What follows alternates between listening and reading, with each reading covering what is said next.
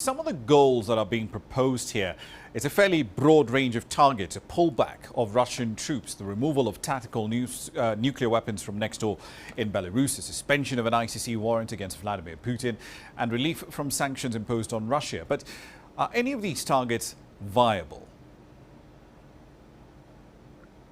Thanks for having me. Let me be blunt. They are not viable in the short term, perhaps in the long term. And what's really important is that this daredevil peace mission, which in fact, it's an extraordinary undertaking by African president to try to find peace. And it will be very difficult because they are thinking the unthinkable.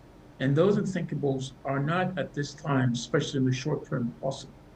And we can already see that while they're there, Kiev is being bombed. So that sends a signal, a straight signal. So there are basically two driving forces that are shaping the context of this peace mission. The first one is a war driving force that's already underway, fueled mainly by the Europeans and then the United States, which to them, they want to beat Russia. So any other element of the peace that the tactical nuke withdrawal from Belarus and other things are not going to be really feasible to them. The second driving force is it's about peace.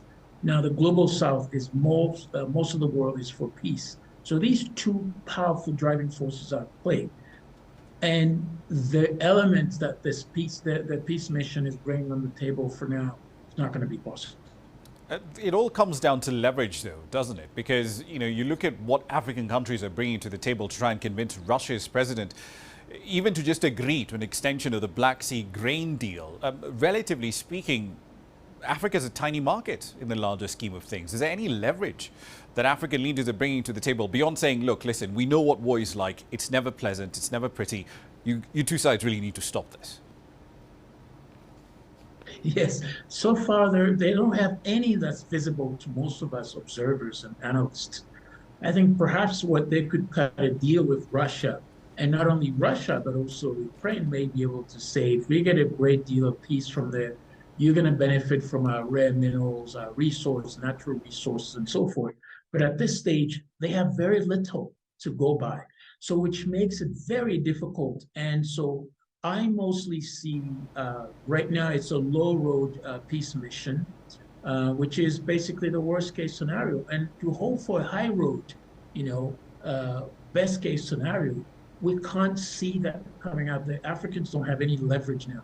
But of course, I'm speaking with looking at the signs that I see. Most people might say that I'm pessimistic, but I don't think I am.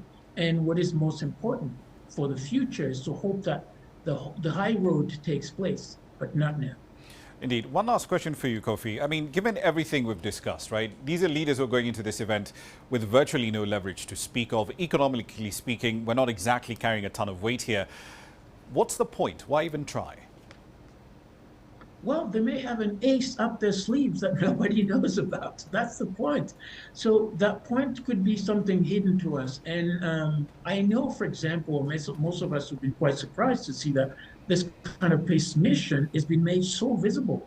Usually in mediation for peace, it must be done quietly, because I always say that visibility leads to vulnerability. Now, the mission is very vulnerable.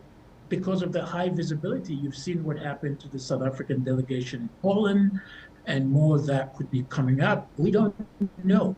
But unless they're telling us they've got some very powerful joker piece up their sleeves, I don't believe they're going to be able to leverage and get a peace going in the short term.